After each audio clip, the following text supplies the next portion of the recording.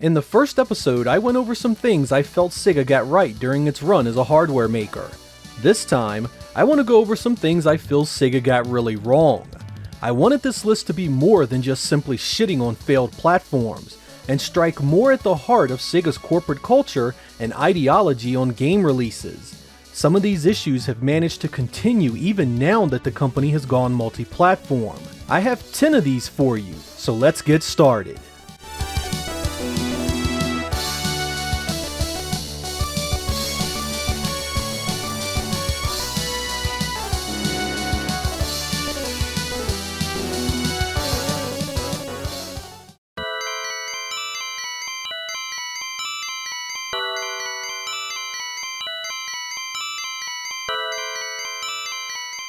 With its first few consoles, Sega had been a staunch supporter of backwards compatibility. The Mark III could play SG-1000 games, the Genesis could play Master System games, hell, even the Game Gear could play Master System games. Unfortunately, no such feature was included in the Saturn. This always bugged me because Sega had been so strongly for the feature in previous systems. The way the final design of the Saturn took shape, backwards compatibility would have been no easy thing, I admit. But then the question has to be posed, if you were including a 68,000 CPU and a cartridge port in the system, why not include the necessary architecture to support Genesis games? I mean, no other system of that generation was doing it, so Sega could have had a win just simply telling Genesis owners that their entire library of games could move over. Adding a Genesis graphics mode to the already powerful Saturn VDP-1 shouldn't have been difficult, and a modest reshuffling of the Saturn audio design could have easily supported the sound of the Genesis platform. I'm not saying this would have miraculously turned around Sega's fortunes, but I can tell you that with 30+ million Genesis and Mega Drive owners knowing they could bring their games along, Sega would have sold a few more pieces of Saturn hardware. Had backwards compatibility been a priority of Saturn's design from the beginning, I really do feel it shouldn't have been a terribly hard thing. To keep costs down, Sega could have even shrunken down some of the Genesis architecture to an add-on for the existing cart slot. A $50 module could have offset additional costs nicely. Either way, with Sony being the new guy, and Nintendo not supporting Super Nintendo games on the Nintendo 64, Sega could have been the lone next-generation machine with previous platform support. I think this was a real missed opportunity.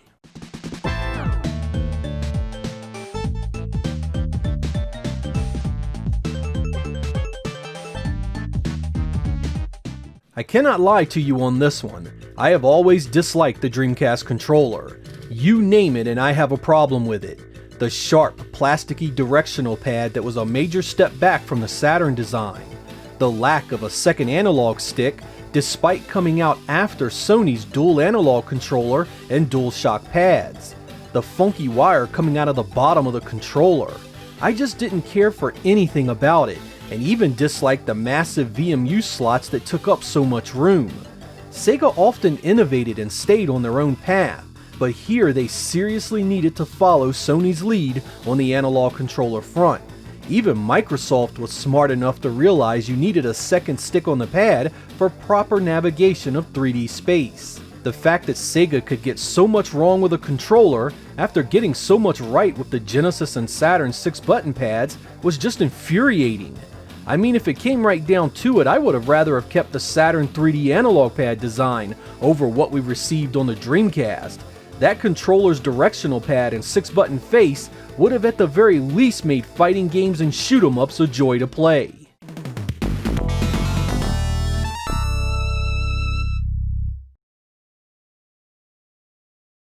When Sega broke from the dedicated hardware market, the world rejoiced at the possibilities. Virtua Fighter 4 on whatever platform you wanted, Sega's classic arcade games on everything under the sun. Even the Sega Saturn, a system whose best games were largely ignored during its life, could be spread out to the masses so everyone could see how great they were. Nope.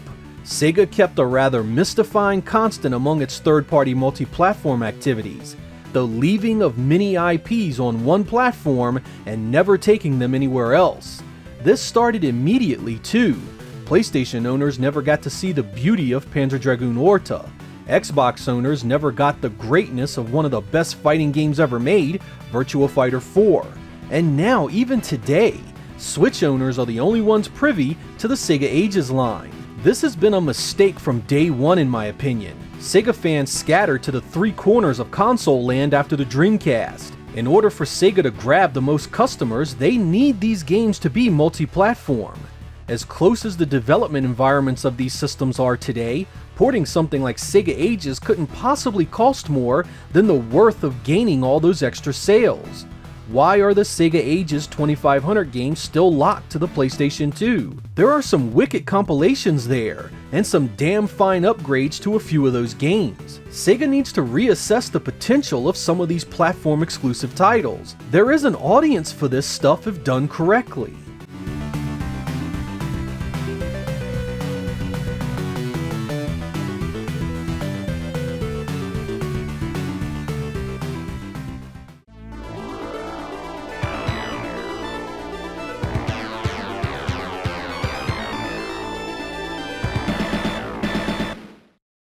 To this very day, I still cannot understand the research, development, and marketing of the Sega CD.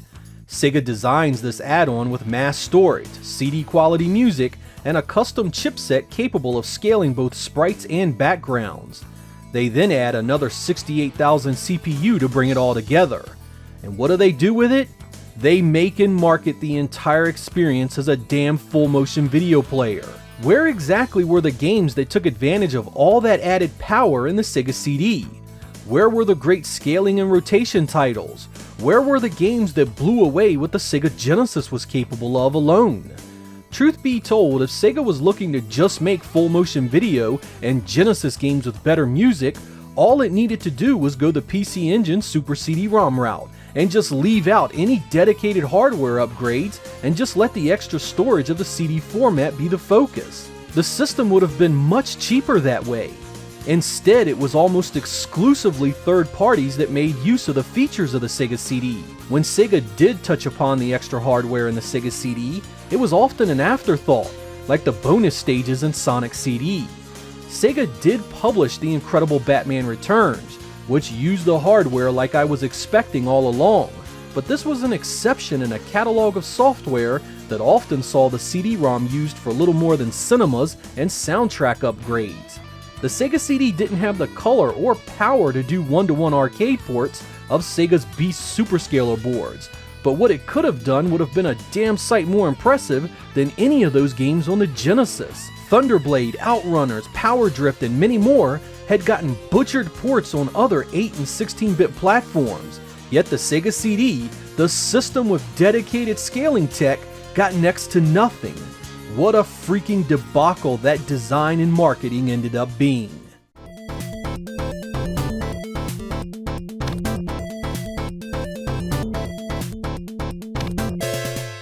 Oh man, where to begin? Sega decides that systems like the freaking Atari Jaguar are threats, and decides it needs a cheap next-generation alternative on the US market ASAP. Enter the 32X. Sega throws together a platform at the 11th hour with a 15-round championship fight with the behemoth that was Sony right about to start. They cobble together some software, much of it clearly in an unfinished state, and then market it as a true 32-bit experience. To customers, this was unbelievably confusing. Sega was marketing two different systems to supposedly two different markets, one high-end and expensive, the other more affordable. The hilarity of this quagmire was the 32X software was $60 to $80 per cartridge, a damn sight more expensive than the stuff that would soon be available for the Saturn and PlayStation. To add insult to injury, many companies just ported over their Genesis wares with a few modest upgrades and still charged the premium. Truth be told, despite having a handful of excellent titles, the 32X was a debacle of rare breed. Its marketing was a mess, its software library was a mess, its hardware design was a mess, its pricing was a mess, and its inception was an absolute mess. It was too little and too close to the Saturn, and basically plastered the statement all over gamedom that Sega had absolutely no clue what the hell to do about the incoming competition.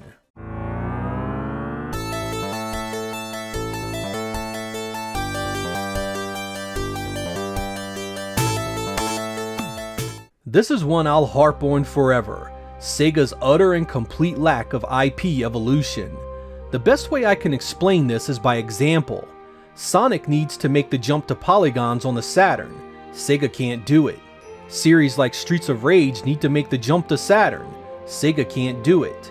Sega releases a bare-bones fighting game with no story, endings, character development, or any interesting unlockables to speak of. They then proceed to do the same exact thing in Part 2, despite their competition having mad success doing basically what I just described. And their competition does it again, and again, and again, and again, and so on and so forth to great success. And what does Sega do even after years of their games lacking any impact to the majority of the world? That's right, sports fans. They create another fighting game bereft of story, character, motivation, and unlockables. Sega made great games, let's get that straight.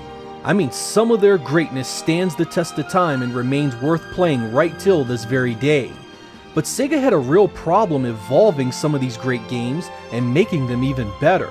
While their competitors learned this lesson early and followed through with their games seeing major improvements release to release, Sega seemed to have big issues. Many of its major franchises were often thrown to completely new teams that had never done a dedicated game in the series before, almost resetting any advancement the previous release had made. Most of the big IPs on the Genesis saw nothing on the Saturn, and then few on the Saturn saw anything on the Dreamcast.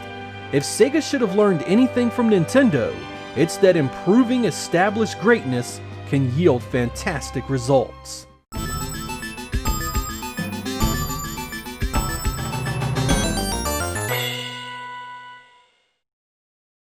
One thing Sega has that can't be argued is a massive backlog of arcade games. I mean, we are talking 40 plus years of dedicated video arcade games here. These games span 35 hardware platforms and the many revisions of each of those. Yet only a precious few have actually seen accurate home versions available. The vast majority of Sega's arcade greatness remains locked away, with poorly emulated alternatives being our only recourse. This is a massive mistake in my opinion. Sega's arcade games are legendary, and I simply cannot accept that accurate ports of stuff like Daytona USA 2, Virtua Fighter 4, Scud Race, Outrunners, or Golden Axe The Revenge of Death Adder would not sell well. Even some of the older stuff like Virtua Fighter should be in the Sega Ages line without question. So much of Sega's arcade legacy is just waiting to be released to its fan base. Even the more obscure stuff that Sega would have reservations about could be put into compilations. Imagine a Superscaler pack that came in volumes, maybe include AB Cop, Racing Hero, GP Rider, and Super Monaco GP in Volume 1 Racing. Then maybe Volume 2 could be the shooters, Strike Fighter, Rail Chase, Line of Fire, and Last Survivor. The possibilities are endless, and there are so many ways Sega could go here. Their legacy is more than just the Genesis, and much of this stuff is strong enough to stand on its own.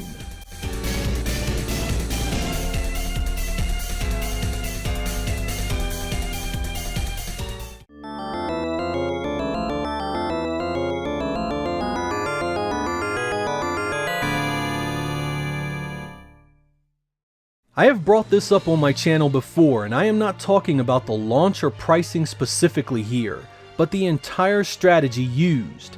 I firmly believe that a video game system lives or dies based on its uniqueness. When the PlayStation was launched in the US, it tore up the charts because you simply could play nothing at all for it anywhere else at the time. It established its uniqueness, and off to the races it went. This is where Sega went really wrong in my view. Instead of realizing what it was up against, it tried to emulate the uniqueness that Sony had established. This was an awful idea and one that greatly contributed to the Saturn's poor performance. I believe Sega should have redirected all its resources into genres and games that made Sega itself unique. Sega should have recognized that 2D RPGs and arcade games had loads of potential and brought over the RAM expansion carts and sold them at cost so that every Saturn owner could easily obtain one. Then you start making sure that Sega and its third parties are pumping out games that use those RAM expansions, so you could only play on Saturn, or at the very least were noticeably superior on the Saturn. You make sure North America and Europe gets these games. Sega keeps making those great 3D arcade ports. Sonic Team still puts out Knights and Burning Rangers, and Team Andromeda still creates 3 unforgettable games about a dragon and its rider. You don't put money into publishing Battle Arena Toshinden or Wipeout. You don't divert funds away from Sega sports titles to make games nobody wants. And you damn sure don't give Sonic to a team that has never done a project of that scope alone. PlayStation was its own success based on its own unique lineup. Sega would not have outsold Sony with the strategy I just outlined, but as I have argued countless times, it didn't have to. It needed to be unique enough that its games garnered enough attention to simply sell better than it did. A powerful list of arcade-accurate fighters, 2D RPGs with loads of great animation, platformers from the gods, and shoot-'em-ups that look like nothing we'd ever seen before could have had an appeal well beyond the countless 3D ports the Saturn received from the PlayStation. Most of these almost always fared poorly. These games mixed with the strong 3D presence of Sega themselves would have been a potent mix for Saturn. These titles wouldn't have knocked Final Fantasy VII, Gran Turismo, or Tekken 3 from their sales perch, but again, they didn't have to. The Saturn simply needed its own strong identity to sell better than it did. The difference between a Saturn that sold 9 million units and a Saturn that sold 20 million units could have meant a Sega that was strong enough to properly support the Dreamcast.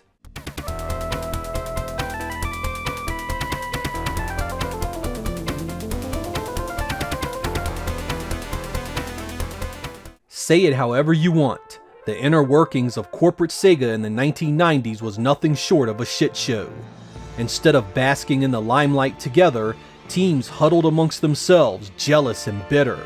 Instead of supporting the products of the company for the greater good, individuals sought to undermine the very strategies meant to bring them success. Instead of making sure Sega was healthy for the betterment of their jobs, their security, and their livelihoods, they thought their way was superior, selfishly doing nothing to make the plan already in motion better. So is the story of Sega's management and the team surrounding them.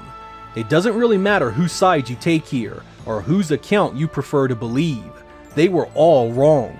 Unity is never weakness, and division is almost always a hindrance. Even when you don't agree, you fight the good fight to keep the core strong. Even when you feel marginalized and unheard, you keep doing your job the best you can. Sega needed its executives, its developers, its support personnel, and its rock stars to all make sure the negativity was checked at the door and Sega's future was all that mattered when they clocked in. Do you think that every employee at Nintendo thought the cartridge-based Nintendo 64 was the right move? The GameCube, the Wii U? Of course not. But you don't see any books being written about their failures and lack of cooperation because those men and women knew that for there to be a Nintendo tomorrow, you worked hard today. Something the folks at Sega seem to forget constantly.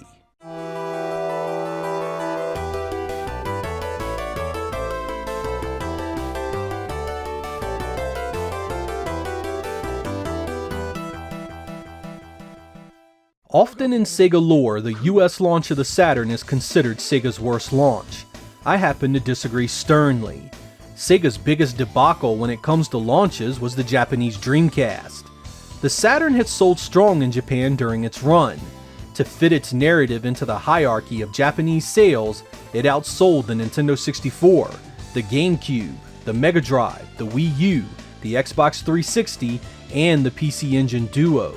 In fact, year for year of counted sales, the Saturn has only been outsold by the likes of the PlayStation 4 by a few million systems. Needless to say, Japan has been Sega's lone success with the Saturn from a business perspective. More Saturn systems and software were sold in this tiny island nation than the entire rest of the world combined. So what's Sega do with that being the case? That's right, my friends, they replaced the Saturn first in its strongest region. Dreamcast would launch in Japan a mere 4 years after the Saturn showed up in 1994. a market that still saw Saturn software regularly in the top 25 charts for software sales. As if that wasn't bad enough, the secondary effects of releasing Dreamcast in Japan so early meant that the hardware had to be finalized much earlier than it should have been. If Sega had shot for a worldwide release of Dreamcast in 1999, the hardware could have had a shot at including a DVD drive, giving that tech a full extra year to mature and come down in price.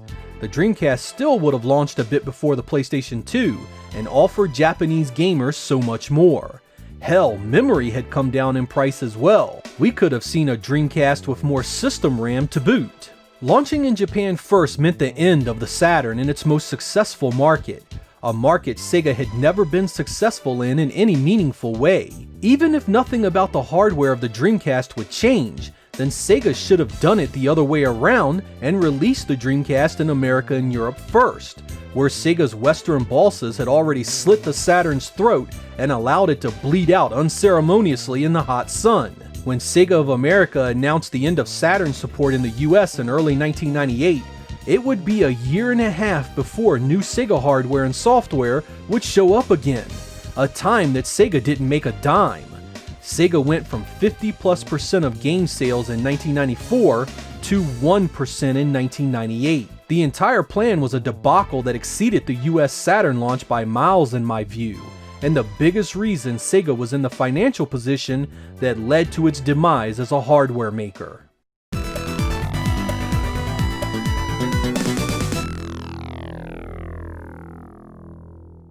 There we go, 10 things Sega got wrong, and in some cases continues to get wrong. As much as I love the legacy and games of Sega, you simply cannot deny they made a lot of blunders along the way. Whether you agree with these 10 or not, it likely wouldn't be difficult to find 10 of your own. I suppose in a way that's part of the lasting charm of Sega. Despite these mistakes and many others, they managed to create some unforgettable experiences along the way. And even better, the company is still here, still plugging away at software to give you fun and unique memories in this great hobby of ours. While the people responsible for that old magic has changed over the years, we are seeing a new generation of creators take a stab at some of our favorite games. It remains a great time to be a Sega fan, and I can't wait to see what they announce next. I'm Sega Lord X, thank you guys for watching, and I will catch you next time.